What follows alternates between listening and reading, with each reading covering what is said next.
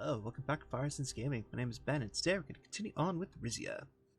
So, last time out, we went to Palais to meet with the Duke about the attack on our border and rescue Princess Vina. And then we also went to, I guess there's an observatory for some sort of a celestial phenomenon that apparently has religious connotations in this country. So, yeah, that's kind of about it. Let's pick it up here with some reports. So, let's start out here in Isa. Clerical debate sparks smaller protests. Local Golconist clergy have publicly condemned the exclusion of one of their leaders from a Ruis's sanctuary in Monteclar. In response, modest demonstrations have emerged across university squares and civic spaces, urging peaceful solidarity with the broader protest movement. Interesting, okay. And from Monteclar, Palace urges calm amid tensions. Officials have issued a public appeal for peace following the recent sanctuary dispute. Clergy from both the mainstream Ruisist and Golconist communities were invited to closed-door talks, while public service messages promoting tolerance have appeared across Monteclar. The move has slowed the momentum of the protests, but deep divisions remain. Okay, and that would make more sense for that last report. Tensions rise at Ruis's sanctuary. A Golconist cleric was reportedly removed from a Ruisist sanctuary after attempting to pray within its halls. Witnesses describe the exchange as tense, with sanctuary clergy citing incompatibility of beliefs as grounds for the expulsion. The incident has sparked frustration among Golconist communities who see it as yet another sign of their faith's marginalization. Alright, that makes all of this make more sense. And from Plava, Golconist devotees rally in solidarity. Small groups of Golconist worshippers have gathered outside of Ruisist sites, chanting prayers and holding banners. The demonstrations call for formal recognition and demand an end to what participants describe as ongoing discrimination against their faith. Cool. Alright, looks to be all of those. Let's check out the newspapers here. So, we got two articles from the Royal Herald. So, the first one was Anti-Planetary Society's Million Man March ends in comic failure. Okay. The first annual launch of an event meant to bring together millions of like-minded anti-planet activists fizzled out before leaving the atmosphere. Organized by the group Anti-Planetary Society against the backdrop of the alignment of the Six Stars, the march was held outside the Arch Sanctuary of Plava as a protest against commonly held belief in other planets in our universe. What? However, instead of the expected 7-figure turnout, they managed to gather just 7 attendees. We had such high expectations, said Dickie Gubney, president of the Fringe organization. The misguided belief in the theory of planets is one of the greatest tragedies of our times. It's harming our society and indoctrinating our children's minds with fake science. Oh my god. Given the march's virtually non-existent attendance, begs the question, was the dismal turnout in fact a sign from the heavens? Terrible joke, I love it. Okay. And celestial spectacle unveiled. Alignment of the Six Stars captivates Rizian skies. In a celestial event to capture the hearts and imagination of Rizians across the kingdom, the alignment of the Six Stars unfolded in a breathtaking display in the night sky. Citizens from all walks of life ventured outdoors to witness this rare occurrence, creating a collective sense of wonder and unity under the celestial canopy. The event, long awaited by astronomers and stargazers alike, graced the heavens with a mesmerizing alignment of 6 prominent stars. Spectators marveled at the celestial choreography, and cosmic dance left onlookers in awe of the grandeur of the universe. To mark this significant moment, various viewing events were organized throughout Rizia, providing the public with telescopes, guided explanations, and a chance to share in the communal experience. Families, friends, even strangers gathered in open spaces, fostering a sense of togetherness beneath the vast expanse of the night sky.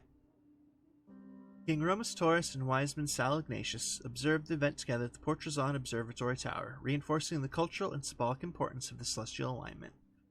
Their shared enthusiasm for the astronomical wonder resonated with the gathered crowds, emphasizing the connection between the kingdom's leadership and its people. As the alignment of the Six Stars concluded, leaving a lasting impression on those fortunate enough to witness it, Rizians carried the memory of this extraordinary event back into their daily lives. The celestial spectacle not only showcased the wonders of the cosmos, but also served as a reminder of the unity and shared experiences that bind the people of Rizia together. Interesting, okay. And we have one here from Geopolitico. Arkazi fires the M4 ICBM. That's fantastic. Dwight Walker's announced the first successful Arcasian intercontinental ballistic missile test, which was conducted at a military test site at the Nuam Atoll in the middle of Oceania. The fired missile, codenamed Missile 4, flew several thousands of kilometers towards the direction of United Quintana before crashing down at sea close to the abandoned radioactive Rostov Island. The missile test indicates that Arcasia wants to send a message to United Quintana about island bases in the middle of Oceania while displaying that the Arcasia military technology has advanced. Will Arcasia be able to catch up to United Quintana in the face of the growing contentious situation between the superpowers? Interesting. Alright. Cool. Alright, and then, let's see here. So we have to head back to Portrazon for a funding of religious charities. Okay. Let's see. In the Rizian Kingdom, faith plays a vital role in the lives of many citizens. The Crown can support religious charities. The choices include backing a Ruicist, Golkandist, or Daciner's charity, each with its own unique doctrines and influence within Rizian society. Alternatively, the government could opt to refrain from funding any religious organizations, maintaining a stance of more secular governance. Yeah, our budget's not looking great at the moment, so I'm going to fund nothing. Might come back to bite me later, but yeah. Alright, let's see here. And then I guess we're heading to Isa now for a protest against media censorship. Okay. A student-led protest organized by Isa University students that are challenging Rizia's media laws has gathered momentum. Hundreds of students, joined by activists and journalists, have taken to the streets outside key media outlets, demanding the right to free and independent press. The RPP has voiced their support for the protests. The Rizian intelligence warns that this protest, while still confined to Isa, has potential to ignite similar movements in other regions if the issue is not addressed. I'm going to allow the protests. Why not?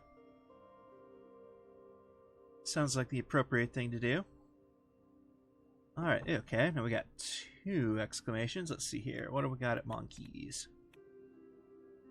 Okay, apparently cigarettes are flooding the market in Monkeys. Let's see. The market is being flooded with both legal and illicit tobacco products, driving demand to new heights. While many see this as an economic opportunity, others warn of long-term costs, from public health risks to potential strains on enforcement and regulation.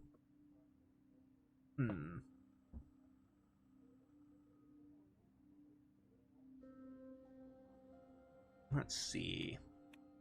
I want to spend the money, but this sounds like the better option. So we're going to launch a public awareness campaign for -1 budget. Okay, there we go. Now we have a report here. So for Monkeys, campaign warns of smoking risks. Pamphlets, illustrated posters, and radio broadcasts have begun appearing across Monkeys as part of a Crown-sponsored health initiative. While tobacco remains widely available, officials hope that spreading awareness will guide citizens towards better choices. Some tobacconists worry the campaign may impact sales, while physicians and educators welcome the shift towards prevention. Cool. Then we got a newspaper article from the Royal Herald. A healthier future begins today. The Crown has launched a national campaign to educate the public on the dangers of tobacco use. Without restricting access or increasing costs, this initiative reflects the Kingdom's commitment to safeguarding public health while respecting consumer freedom. By empowering citizens with knowledge, the monarchy takes a proactive step toward a healthier and more informed society. Cool. Alright. Let's see. We gotta go all the way down here to Terrador. Okay, that's new. And we're gonna have a conversation with Lucita. Lucita and I had just concluded our visit to Terrador Air Force Base. Amid the whirlwind of activity, we barely got a chance to speak to each other. On the way back to the motorcade, she asked me to accompany her downtown. The city sustained heavy damage when Rizia reconquered it in the 1920s. Attempts had been made to revitalize it, but several bombed-out, derelict buildings still stood in its center. She ordered our driver to stop in front of the tallest one. It was completely boarded up, and the remains of a fire escape dangled precariously from the 5th story. In the dimming light of the setting sun, I could just make out an old mural painted on its side, an angular 1920s-style depiction of a Pagliacci defaced almost beyond recognition.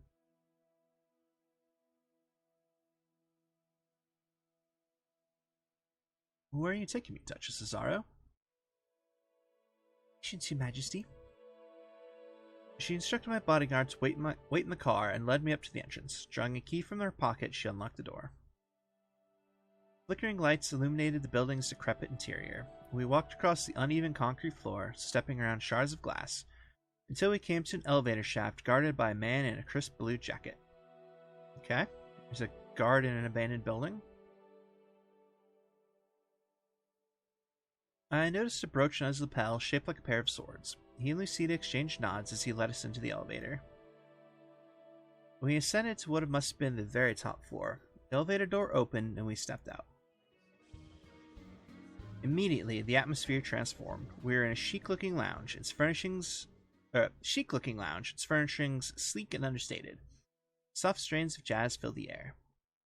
A handful of patrons were sitting around sipping cocktails. They paid us no mind as we crossed the room to a cozy private booth by the window.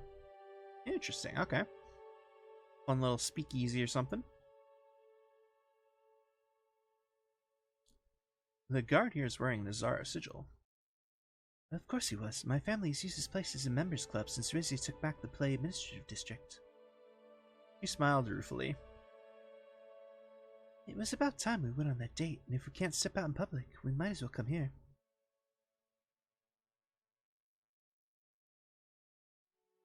Let's go with that one. Not many women would be so bold. I love that about you. I don't want to live life stewing over the opportunities I missed. A bow-tied server approached our booth to take our orders. I took a look at the cocktail menu.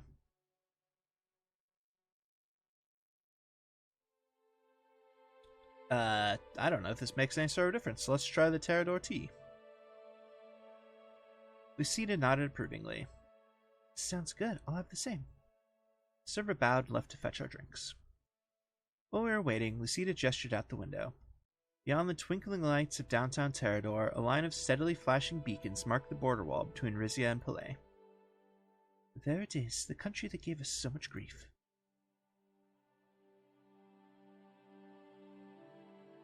I can't believe we came so close to war. It would have been a terrible mistake. Yes, well, given our lack of investment in the military, our showing would have been quite poor. Better to play it safe than risk losing even more of the country.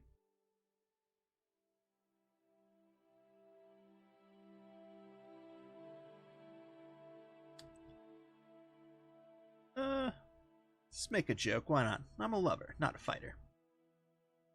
She gave me a sly smile. What's love without a little frizzing? But you're right, my family may have won another war with Grand Duchy, but not me. And how is House Cesar feeling about the fact we aren't at war right now? Actually, Your Majesty, they... Just then the server returned with our drinks. He carefully placed our Terrador teas on the table. They are served in gold-plated mugs. We took our beverages and raised them. To us. She looked me in the eye as our glasses clinked. To us. Still holding my gaze, she took a slow, reflective sip. While we're here, I wanted to thank you for everything you've done for House Cesar over the past years.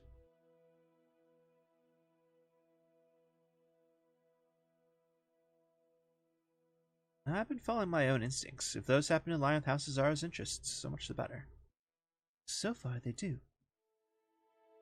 I confess there are a few holdouts who wish the Palais gas dispute had ended with an annexation. She made a face. I personally wish you made a larger commitment to Rizia's national defense than your predecessor, but there's still time. Simply put, my family likes order, and they like monarchs who invested in maintaining it.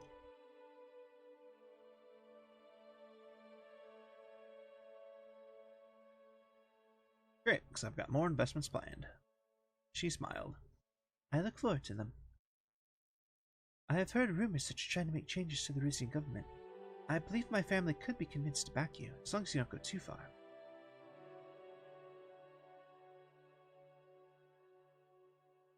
What do you mean, too far? Giving the citizenry a modicum of power can help prevent another uprising. Giving them too much will lead to instability on a mass scale. Needless to say, my father is very much looking forward to serving at your side.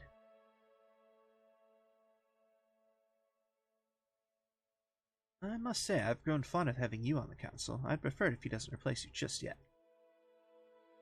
It will still be a while, as you've seen, but even incapacitated, he's got one of the sharpest minds in the country. Treat our house well, and father, General Tadius, will be your fiercest protector, as he was King Valeros.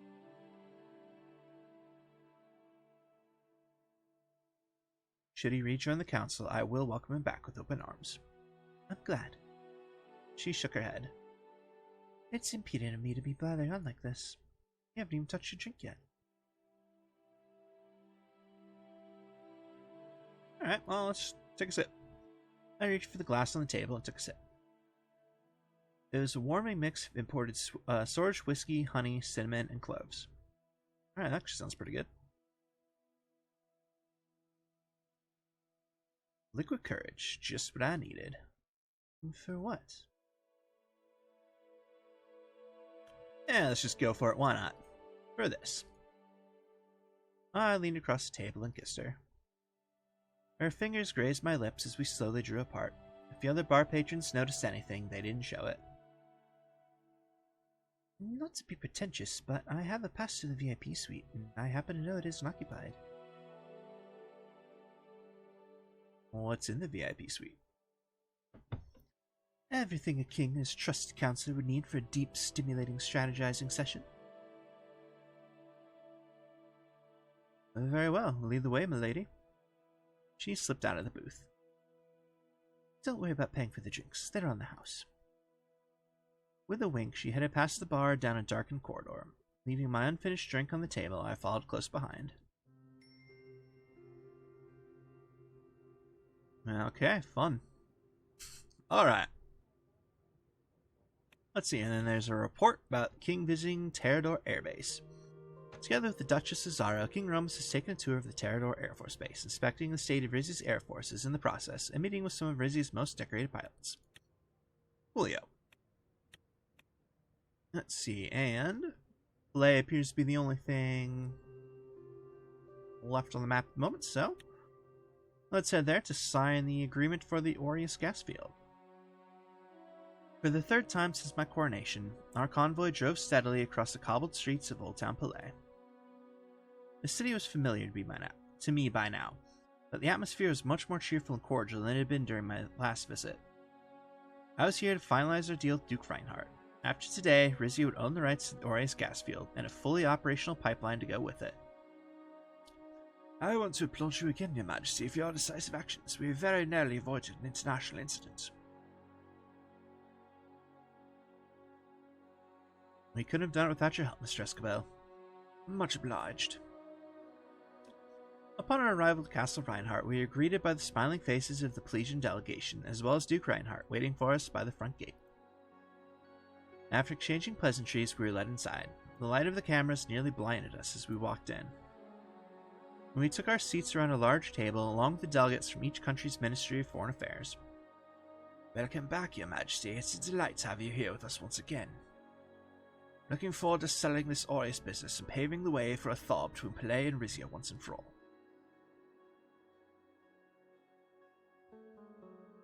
It's a pleasure to be here under such promising circumstances. This deal will mark a new chapter for both of our countries. I must also thank your daughter. It's rare that a princess has such a knack for diplomatic intricacies. Vina blushed and bowed her head. We'll finalize the official details right now. Everything that happens afterwards is just for show. So. He gestured at the assistants in the room, and they quickly placed enormous files on the table. Rizia has agreed to purchase the sole right to extract resources from the Aureus field. The assistants placed all the necessary papers in front of us to sign. Alright, let's sign the papers. The room broke into a lengthy round of applause. To our future partners. To international cooperation. After exchanging congratulations, we were led outdoors into the courtyard, where a stage had been set up for the ceremony. As we stepped onto the stage, the applause of the crowd blended with loud music from the speakers and the clicks of camera shutters, overwhelming me for a few seconds. We stood in front of a massive board with an illustrated map of the Antecine Sea, depicting the Aureus field as a bridge connecting Palais and Rizia. The stage itself was an outlandish construct, dominated by a colossal replica of a pipeline with a gigantic valve wheel at its center. The valve was painted in garish colors and connected to a series of exaggerated cartoonish pipes that snaked their way across the stage, complete with artificial steam vents and blinking lights. This is very over the top. Lorenzo leaned in and whispered, "I certainly didn't expect this." Well, a deal this important deserves a spectacle, I guess. I can't debate that.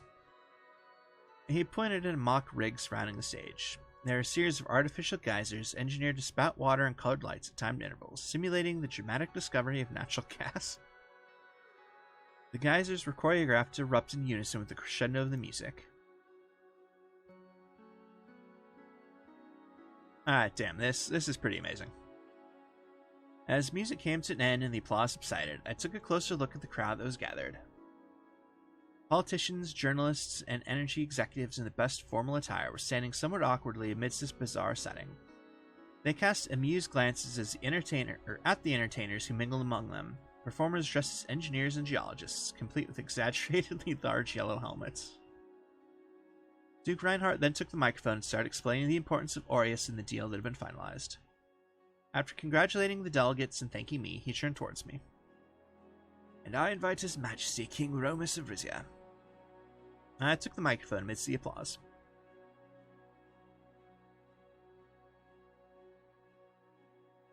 "Ladies, gentlemen, dear friends, I would like to thank Duke Reinhardt for inviting us to attend this grand ceremony.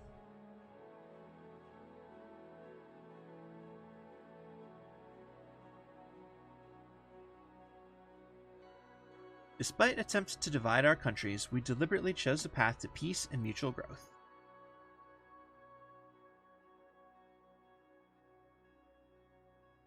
Thanks to our cooperation with Palais, Rizia will soon be transporting billions of cubic meters of natural gas.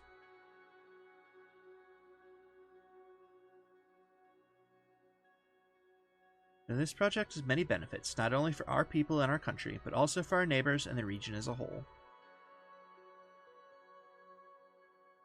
I'm just going to go with the top one again.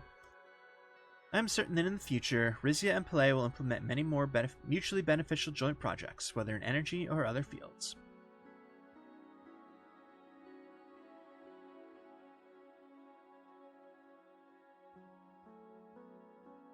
Before I finish, I would also like to say a few words about the tragic events that occurred recently.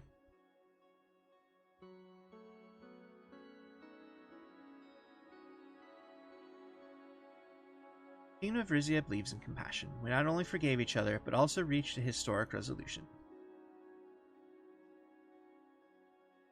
As a closing word, I would like to thank everyone who has worked so hard on the design and construction of this gas pipeline, the engineers and builders, as well as the employees of all the contractors involved.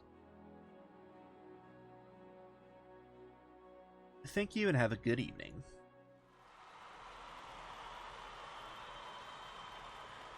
The crowd roared with applause. I gave the microphone back to Duke Reinhardt. He shook my hand and beckoned me to follow him. As the moment of the ceremonial valve turning approached, we walked to the massive valve in the middle of the stage and placed our hands on it, posing for the cameras as we did so.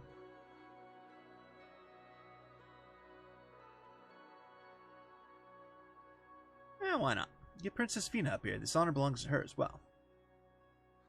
My daughter eagerly bounded up to the stage. Together, the three of us turned the wheel. Instead of the expected mechanical hum, the speakers erupted with the sound of whistles and party horns. The music swelled and the geysers went off in unison, enveloping the area in a colorful mist. Through the fog, I noticed Vina and the Duke of Palais grinning at each other. After a few more minutes of picture-taking, we left the stage. In the car, I glanced over at the Par Aureus plaque, a celebratory gift from the Rizian Oil and Gas Corporation, sitting snugly on the seat next to me. Alright, we got a collectible for the ROG plaque. I don't know if these little pop-ups show or not, but that's okay. I couldn't help but feel relieved once we were finally out of Palais.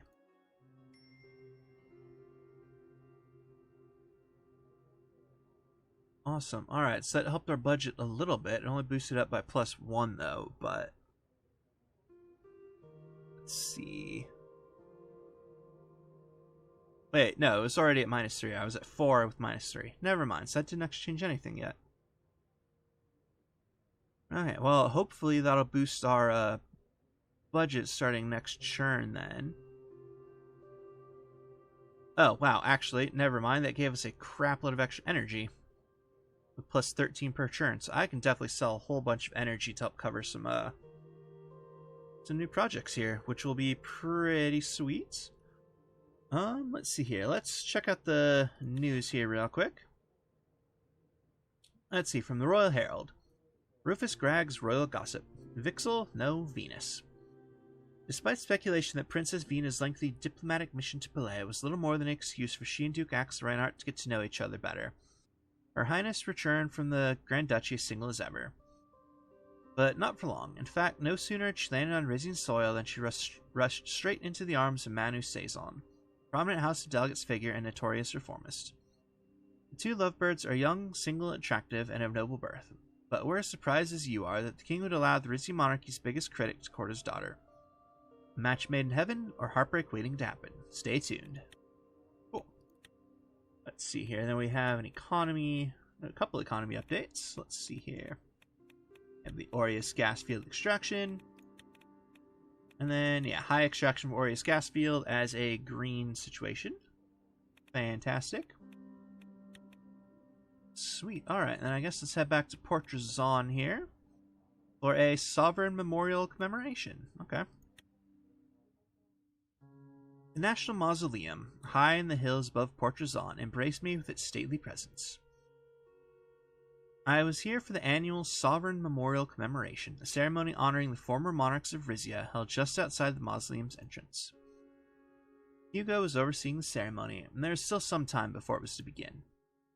The hushed corridors were adorned with statues and inscriptions of monarchs from eras long past.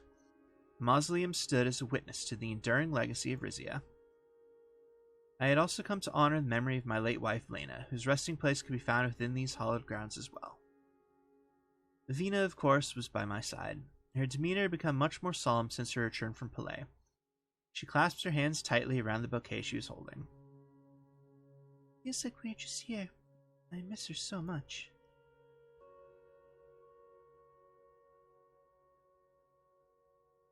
We all do, dear. She's always with us in our hearts. I know, but I'm still filled with regret. It was my own pleading that steered us into that storm. We should have never set foot on that boat.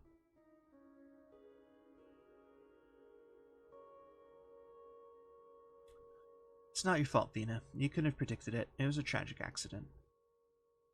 But she'd still be here if I hadn't asked her to go.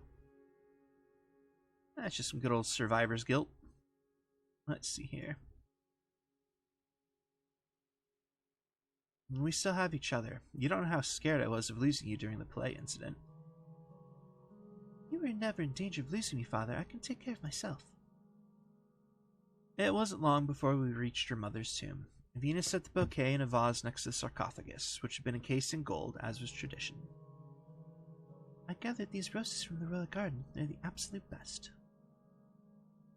We shared a quiet moment without words. I stared at the tomb, allowing memories of Lena and the boat accident to flood my mind. I was on the verge of becoming lost in thought when a voice called me from behind. Well, there you are. Well, fancy meeting you here. She hadn't attended a sovereign memorial commemoration since Father's passing. At my age, surprises are as rare as long grey hairs, and don't act as though my presence is some extraordinary revelation. And for the record, I can still navigate these halls without assistance, thank you very much.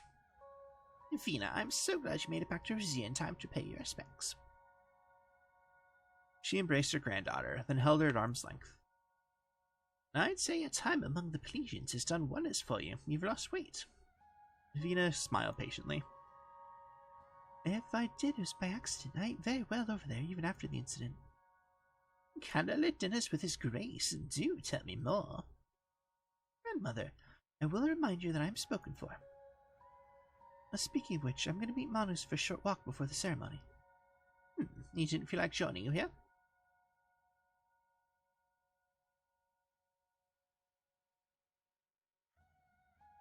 We felt it would be more appropriate to limit visiting Elena to family only. If by we you mean you. I agree with your father. Just because he's courting the king's daughter doesn't mean he has special privileges. Her eyes swept across the room, coming to rest on Lena's grave. Forgive my lack of decorum. I should treat this day with the gravity it deserves. Gradually, she drew near, her eyes conveying unexpressed sentiment. She reached out and took Vina's hand, giving it a gentle squeeze. She was an extraordinary woman, your mother. I'd even go so far as to say she was like a daughter to me. I wish I'd known as well as you did.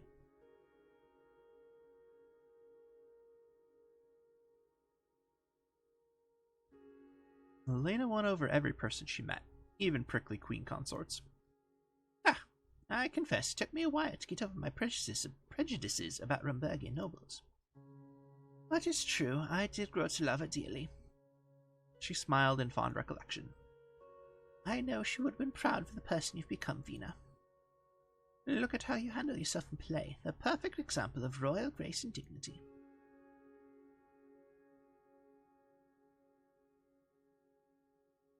Wait, how did she cause an international incident?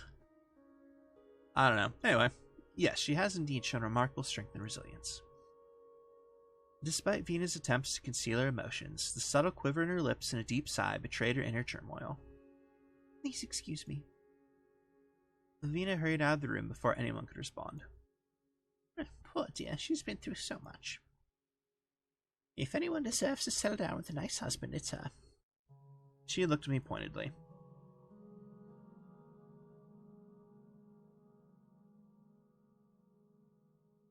Vina is free to marry whomever she chooses. You, of all people, should understand the importance of love and following one's heart. I don't need a lecture on the importance of love and freedom, thank you. Either way, our girl needs to tie the knot sooner rather than later for our family to secure its place on the throne. But I'm getting sidetracked. Her gaze once again landed on Lena's resting place. I remember the exact moment my feelings towards Princess Lena changed. It was right after the civil war broke out in Valen. You two were at Palace Resna for dinner, and Lena and I absconded for tea after you and your father got into another one of your rows. Up to that point, I was adamant that Rizia should accept us as few basic refugees as possible. But as we discussed the situation, your wife made such a convincing case for empathy and kindness that I was literally moved to tears. She had this way of seeing past politics straight to the heart of the matter. The next day, I persuaded Valero to open our borders.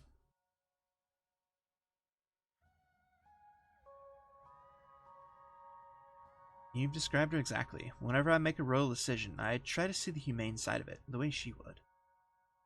But who knows what insight she would have to contribute if she were alive today. Lena and I had much in common, besides political opinions too. We both took a single ice cube in our red wine on hot days. As she spoke, a memory suddenly came to me. Lena had just completed the rite of severance, the ceremony converting her to Ruicism. After she'd burned the last of the 11 slips of parchment representing her connection to Dasnarity, my mother was the first to approach and embrace her. I hadn't thought much about it at the time, but knowing what I did now...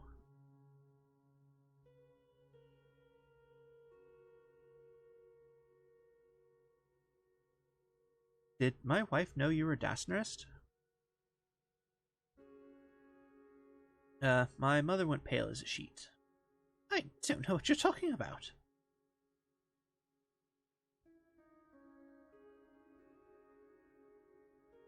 Lucita told me where you were the night Father died. You had me investigated, your own mother. Mother stood firm, her gaze unfaltering. Yet, it only took a short while before she yielded, heaving a sigh of resignation. It's called faith for a reason. It's not something you casually discard.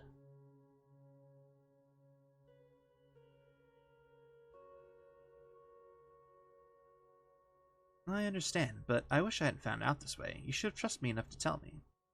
I'm sorry I felt compelled to hide it all these years, but I did it to protect you.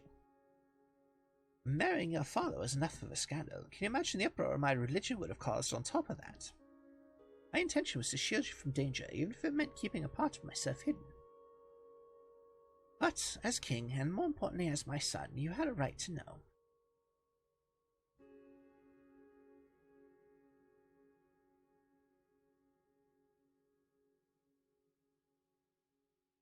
You don't have to hide anymore. Actually, revealing your religion might boost my popularity with the Dastner's community. She hurriedly shook her head.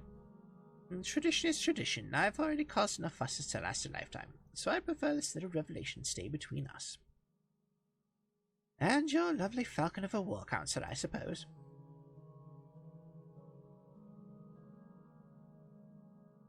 Okay, I don't like that, but alright. Very well, I won't tell anyone, but it goes without saying that you've shattered my trust. Well, when you manage to put it back together again, let me know. She recomposed herself, made an effort to smile. Now, as for the reason I'm here. My mother reached into her handbag and held up a weathered envelope. I took the envelope from her. A love letter from your father, the first one he ever wrote. I want to honor him by giving it back. How very thoughtful. She took the envelope back. It was only gathering dust to my writing desk. Come, let's pay him a visit. My mother left the room, and I followed behind. We made our way down the great hall, past the resting places of the great leaders, and some not so great, who came before me. It wasn't long before the light from the eternal flame, a single torch placed at the late king's sarcophagus symbolizing a monarch's enduring reign, guided us the rest of the way. As we neared, my mother's pace slowed, as if waves of memories pressed upon her. If this is becoming too much for you, I'll understand. Your concern is appreciated, but I'll be fine. The flame's flickering glow cast dancing shadows on our path. We stopped just before we reached my father's stone encasing. And there you are. We both fell silent. In the royal tradition, this was the resting place of the most recently deceased monarch of Rizia. When I died, I would take my father's place beside the eternal flame, and he would be laid to rest among his forebears. If you don't mind, I'd like to say a few words to your father. I'll give you some privacy. I gave her some space to allow for a moment between the two of them. She spoke to him in a hushed whisper for much longer than I expected.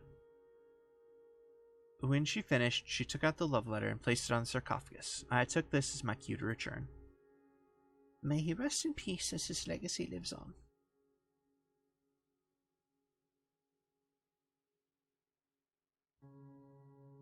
For better or worse, his legacy will live on. A testament to how our actions reverberate through time. A reminder to choose our path with care. Yes, because our name carries weight, son. It's not just the actions, it's how you carry the responsibility that defines the legacy.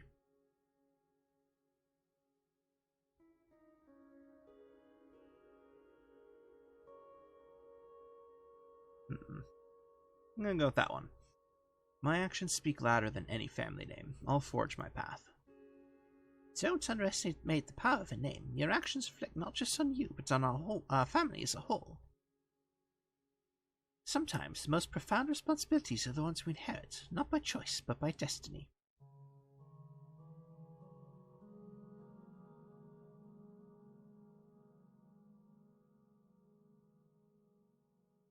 Let's go with that one. It's as if there are subtle forces at play, nudging us towards responsibilities we never chose but are fated to fulfill, much like father.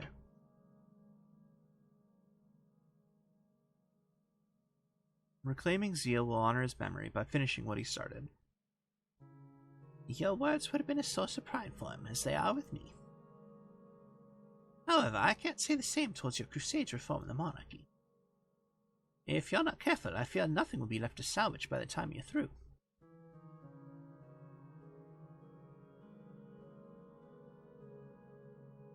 We need to get with the times. If we don't evolve, we'll be left in the dust like all the other monarchies that have gone extinct.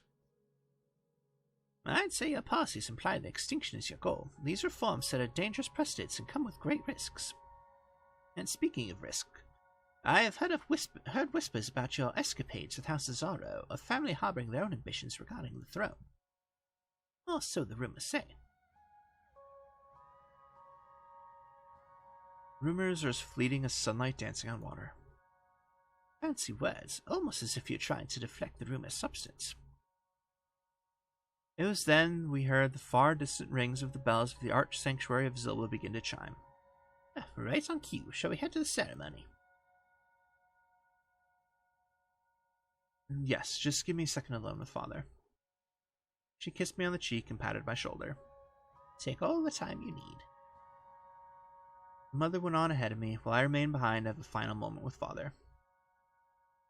Once alone, I reached into my inner jacket pocket and took out an envelope. The last letter my father ever wrote to me. Find your own way, my son, and let your journey be yours alone, not a reflection of mine.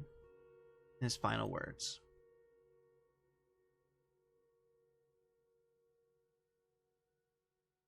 I will do right by you, Father. I will rejuvenate this nation the way you always wanted.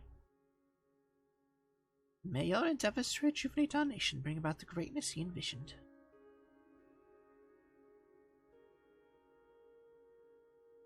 Having held on to it long enough, I fed the letter to the flames and watched it burn until nothing was left. I departed soon after, leaving my father to his solitude. Fantastic. Alright. Well, it's the end of the churn, so I will go ahead and try to figure out what to do with all this energy surplus we've got. Yeah, I'm hoping I can sell off a whole bunch of that, get a bunch of money, and try to enact some of these, some of these decrees that I've been wanting to do. But, yeah, that's probably as good a place as any to go and call it for today, though. So, as always, thank you very much for watching. I hope to see y'all next time.